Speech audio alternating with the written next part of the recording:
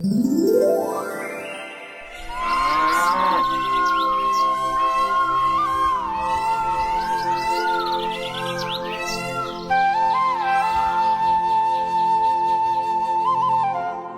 ओ आर्यन, पूरे 6 महीने बीत चुके हैं और तेरा कर्ज ब्याज समेत पहाड़ जैसा खड़ा हो गया है।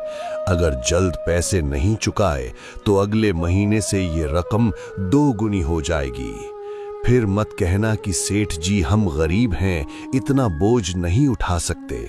इसलिए बोलता हूँ जल्दी से मेरा पैसा लौटा दो। सेठ जी, ऐसा मत बोलिए। आप तो हम गरीबों के माई बाप हैं। अगर आप ही हम पर रहम नहीं करेंगे तो और कौन करेगा? हम कहाँ जाएंगे सेठ जी? घर में 2 बूढ़े माँ बाप बीमार पड़े हैं। सारा पैसा उनकी दवाइयों में चला जाता है। आप बस कुछ सालों की मोहलत दे दें, मैं दिन रात एक कर दूंगा और आपका पाई पाई चुका दूंगा। मुझ जैसे गरीब पर भरोसा करिए सेठ जी। क्या कुछ साल और? अरे ओ आर्यन के बच्चे, मैं यहाँ दिनों की गिनती कर रहा हूँ और तू सालों की भीख मांग रहा है। मैं तुझे 1 साल तो क्या 1 महीने का भी समय नहीं दूंगा, समझा तू? मैंने बहुत समय से दिया तुझे, अब और नहीं। मालिक, ये गरीब लोग बस बातें बनाना जानते हैं, मगर इतना जिद कर रहा है तो कुछ समय दे दीजिए। वैसे भी 1.25 लाख रुपए ये कहाँ से लाएगा?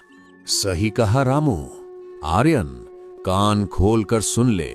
मैं तुझे 2 हफ्ते का टाइम दे रहा हूं और 2 हफ्ते के भीतर 1.25 लाख रुपए नहीं लौट आए तो ये घर मेरा होगा। फिर सोच लेना अपने इन बीमार माँ बाप को लेकर किस सड़क पर सोएगा। अभी तो मैं जाता हूं, लेकिन 2 हफ्ते बाद दोबारा वापस आऊंगा। चलो रे रामू, इन लोगों ने तमाशा बना रखा है। अगर गरीब हैं तो मर क्यों नहीं जाते? वैसे भी धरती पर बोझ कम होगा। सेठ के जाने के बाद आर्यन घर के अंदर जाता है। अंदर उसके बूढ़े और बीमार माता पिता जो अंदर सब सुन रहे थे। क्या हुआ बेटा? क्या सेठ जी फिर से पैसों के लिए आए थे? देखो बेटा, वो बड़े लोग हैं, उनके सामने हमेशा हाथ जोड़कर और मीठा बोलकर ही बात करना, ताकि वो हम पर और जुल्म ना ढाएं। हमारे पास अभी पैसे नहीं हैं, इसलिए हमें उनकी कड़वी बातें चुपचाप सुननी होंगी। कहाँ वो अमीर लोग, हम ठहरे गरीब। हाँ पिताजी, आप बिल्कुल ठीक कह रहे हैं।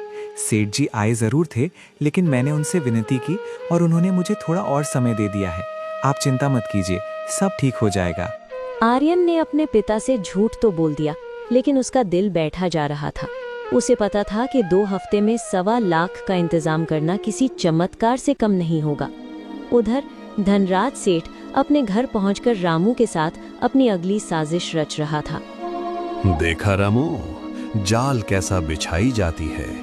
मुझे आज भी याद है जब उस आर्यन के पास एक बहुत ही उपजाऊ जमीन का टुकड़ा है। मैं कितनी बार उसके पास गया कि वो जमीन मुझे बेच दे, लेकिन उसने बड़े घमंड से मना कर दिया था। हाँ मालिक, वो दिन मुझे भी याद है। उसने कहा था कि मर जाएगा पर जमीन नहीं देगा। बस उसी दिन मैंने कसम खाई थी कि इसे सड़क पर ला दूंगा। मैंने ही चाल चलकर उसकी बहन की शादी अपने एक खास आदमी से करवाई और उसे 1.25 लाख के कर्ज के नीचे दबा दिया। आखिरकार वो गरीब 1.25 लाख कहां से लाएगा? अब 2 हफ्ते बाद वो जमीन और उसका घर दोनों मेरा होगा और उसे लात मारकर गांव से बाहर निकालूंगा। अब क्या आर्यन 2 हफ्ते में 1.25 लाख रुपए का इंतजाम कर पाएगा या धनराज सेठ अपनी साजिश में कामयाब हो जाएगा? 2 हफ्ते बाद जो हुआ वो दिल दहला देने वाला था। समय का पहिया चला और 2 हफ्ते बीत गए और वो दिन आ ही गया। अरे ओ आर्यन, आज 2 हफ्ते पूरे हो चुके हैं। मेरा पैसा निकाल, वरना तू अच्छी तरह जानता है कि अब मैं क्या करने वाला हूँ। मालिक, माई बाप, हम पर रहम करें। आप तो जानते हैं कि हम गरीब हैं। इतनी बड़ी रकम इतनी जल्दी जुटाना मेरे बस में नहीं था। घर की हालत भी बहुत खराब है। अगर आप हमें बेदखल कर देंगे तो मेरे बीमार माता पिता इस उम्र में कहाँ भटकेंगे? कम से कम उन पर तो तरस खाइए सेठ जी। नहीं आर्यन, मैं तुझे 1 मिनट का भी समय नहीं दूंगा। तुझे वो दिन याद है जब मैं जमीन मांगने आया था और तूने घमंड दिखाया था? अब वो घमंड कहाँ गया? रामू, सामान बाहर फेंको और इन तीनों को धक्के मारकर निकालो। जी मालिक, अभी लीजिए, मैं सबको बाहर फेंकता हूँ। रामू अंदर जाता है जहां आर्यन के बूढ़े माता पिता बीमार पड़े थे। ए बुढ़े, चल बाहर निकल यहाँ से। बेटा आर्यन, ये क्या हो रहा है? तूने तो कहा था कि सेठ जी ने समय दे दिया है। हे भगवान, इस बुढ़ापे में हम कहाँ जाएंगे? हमें तो ठीक से खड़ा भी नहीं हुआ जाता। आर्यन बेटा, तू कुछ करता क्यों नहीं? आर्यन भी करता तो क्या करता, निर्दयी सेठ ने एक न सुनी। आर्यन और उसके बूढ़ी माता पिता को उनके ही घर से बेदखल कर दिया। गांव वालों ने देखा पर सेठ के डर से कोई आगे नहीं आया। आर्यन अपने माता पिता को लेकर जंगल की ओर चल दिया। वहां उसने घास फूस और लकड़ियों से एक छोटी सी कुटिया बनाई, पर असली मुसीबत तो अब शुरू हुई थी। मैंने घर तो बना लिया, पर माँ बाप के लिए दवा और भोजन कहाँ से लाऊंगा? जेब में एक फूटी कौड़ी भी नहीं है। हे ईश्वर, क्या गरीबी ही सबसे बड़ा पाप है? हमने कौन सा पाप किया था जो तू आज उसका इतना बड़ा सजा दे रहा है? 2 दिन बीत गई। भूखे पेट और ठंड की वजह से आर्यन के माता पिता की तबीयत और बिगड़ गई। कुटिया के एक कोने में उसके पिता अंतिम सांसें गिन रहे थे। आर्यन बेटा, अब हमें जाने की इजाजत दे। भगवान ऊपर से बुला रहे हैं। हमारे पास दवा के पैसे नहीं हैं और अब शरीर भी साथ नहीं दे रहा। शायद हमने अपनी बेटी की शादी उस सेठ के पहचान में करके बहुत बड़ी गलती कर दी। अब हमें जाना होगा। अपना ख्याल रखना मेरे बच्चे। नहीं पिताजी, आप ऐसा मत बोलिए। माँ, आप तो हिम्मत मत हारिए। मैं कुछ ना कुछ इंतज़ाम ज़रूर करूँगा और आप लोगों के लिए दवा का इंतज़ाम करूँगा। हे भगवान, मेरा सब कुछ छीन लिया, कम से कम मेरे माता पिता को तो मत छीन। तू रो मत मेरे बच्चे, आज नहीं तो कल हमें जाना ही है। और तू अपने आप को कभी अकेला मत समझना। मेरा आशीर्वाद हमेशा तेरे साथ रहेगा मेरे लाल। तू एक दिन बहुत बड़ा आदमी बनेगा और उस लालची सेठ को हराएगा। लेकिन कुदरत को कुछ और ही मंजूर था। बिना इलाज और भोजन के एक ही रात में आर्यन के माता पिता उसे इस दुनिया से छोड़कर चले। आर्यन अब अनाथ हो चुका था। उसके दिल में दुख से ज्यादा अब बदले की आग जल रही थी। अब वो अपने माता पिता के मौत का बदला लेना चाहता था। मैं कसम खाता हूँ, जिस सेठ ने मुझे अनाथ किया, जिसने मेरे परिवार को तबाह किया, उसे मैं एक दिन ऐसा सबक सिखाऊंगा कि दुनिया याद रखेगी। अब मैं अपनी बहन के पास जाऊंगा, शायद वो मेरी कुछ मदद कर सके। आर्यन अपनी बहन संगीता के घर पहुंचा। संयोग से उसका पति, जो सेठ का आदमी था, घर पर नहीं था। भैया, आप इस हाल में बिना बताए? और माँ बाप कहाँ है? वो साथ नहीं आए? माता पिता की तबीयत तो ठीक है ना? संगीता, मेरी बहन, मुझे माफ कर दो। मैं उन्हें नहीं बचा सका। उस जालिम सेठ और तुम्हारे पति ने मिलकर हमें बर्बाद कर दिया। उन्होंने धोखे से जमीन ली और फिर हमें घर से निकाल दिया। क्या ये सब उन्होंने मिलकर किया? भैया, मैं भी अब इस पापी और खूनी के साथ नहीं रहूंगी। मैं आपके साथ चलूंगी और उस सेठ से बदला लेकर रहूंगी। नहीं संगीता, अगर तुम मेरे साथ आओगी तो मेरा संघर्ष और मुश्किल हो जाएगा। तुम यहीं रहो और उन्हें शक मत होने देना। अगर तुम सच में मेरी मदद करना चाहती हो तो मुझे कुछ उधार दे दो। मुझे फिर से खड़ा होना है। भैया, सारा हिसाब तो वहीं रखते हैं। मेरे पास बस ये 5 रुपए ही बचे हैं। आप इन्हें ही रखिए। अभी के लिए आप मेरे घर में ही खाना खा लीजिए। नहीं संगीता, भूख तो लगी है, मगर मैं अभी खा नहीं सकता क्योंकि उन्हें गए काफी समय हो गया। अब वो आते ही होंगे। लेकिन ये 5 रुपए ही मेरी तकदीर बदलने की चाबी है। तुम देखना बहन, इन्हीं 5 रुपयों से मैं साम्राज्य खड़ा करूंगा और उस सेठ के घमंड को मिट्टी में मिला दूंगा। आर्यन वहां से निकलकर एक दूसरे गांव में निकल जाता है। नए गांव के बाजार में पहुंचता है। उसे भूख लगी थी तो वो एक खाने के ठेले के पास गया। भैया, ये समोसा कितने का है? देखने में तो बहुत अच्छा लग रहा है। जरूर ये बहुत महंगे होंगे। अरे नहीं, बस 1 रुपया साहब, खाइए और पेट भरिए। क्या? सिर्फ 1 रुपया? भैया आप मेरा मजाक तो नहीं उड़ा रहे? अब 1 रुपए में समोसा कहाँ मिलता है? नहीं भाई, इस गांव में आप जो भी लेंगे सबका दाम 1 रुपया ही है। चाहे आप समोसा लें या सोने की अंगूठी, सारा दाम 1 रुपए। लगता है आप इस गांव में नए आए हैं। आर्यन का दिमाग चकरा गया था। जिस दुनिया से वो आया था वहाँ गरीब को एक रोटी के लिए तरसना पड़ता था और यहाँ हर चीज सिर्फ 1 रुपए में थी।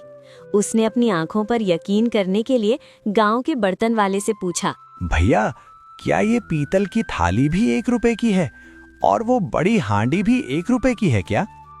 हाँ भाई, आप नए लगते हो। यहाँ नियम पक्का है।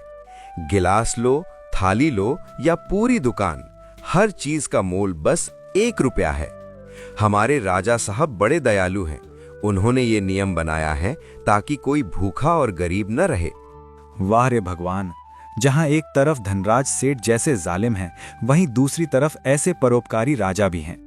अब मुझे समझ आया कि मुझे यहाँ क्यों भेजा गया है। इन 5 रुपयों से मैं अपनी किस्मत को पलट कर रख दूंगा। आर्यन ने समय बर्बाद नहीं किया। अगली सुबह उसने अपनी बहन के दिए 5 रुपयों से ढेर सारी ताजा सब्जियां खरीदी, पूरी एक ठेला भरकर। वो उस ठेले को खींचकर वापस अपने पुराने गांव के बाजार ले गया। आइए भाई बहनों, ताजा सब्जी, सस्ती सब्जी, बाजार से आधी कीमत पर सिर्फ 20 रुपए किलो। लूट लो भाई, लूट लो। जल्दी आओ, कहीं हाथ से निकल न जाए। जल्दी आइए।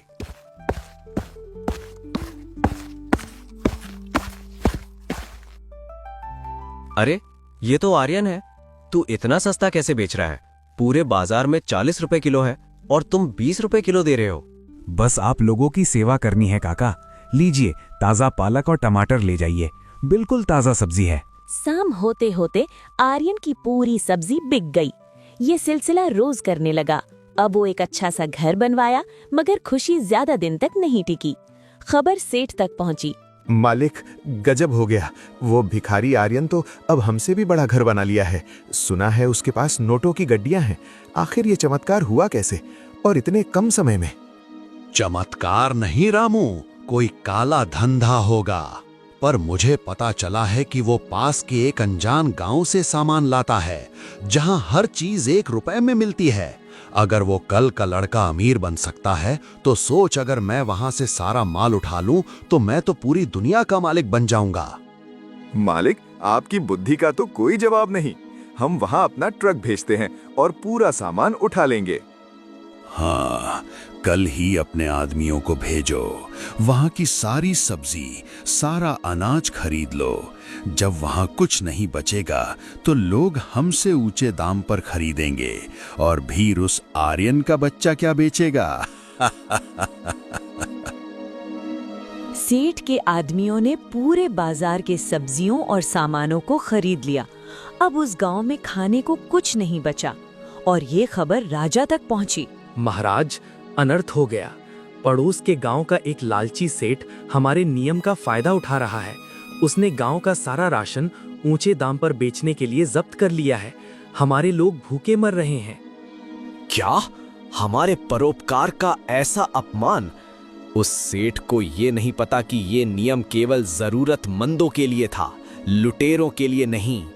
सैनिकों, जाओ और उस जालिम धनराज सेठ को पकड़कर हमारे सामने पेश करो। धनराज सेठ को घसीटते हुए राजा के दरबार में लाया गया। वहां पहले से ही आर्यन खड़ा था, जो अब राजा का खास सलाहकार बन चुका था। महाराज, मुझे माफ कर दीजिए। मैं तो बस व्यापार कर रहा था। 1 रुपए में इतना सारा सामान मिल रहा था तो मैंने ले लिया। व्यापार नहीं सेठ, इसे पाप कहते हैं। याद है तुमने मेरे माता पिता को घर से निकाला था? तुमने कहा था कि गरीब बोझ होते हैं, उन्हें मर जाना चाहिए। आज देखो, तुम उसी गरीबी के जाल में खुद फंस गए हो।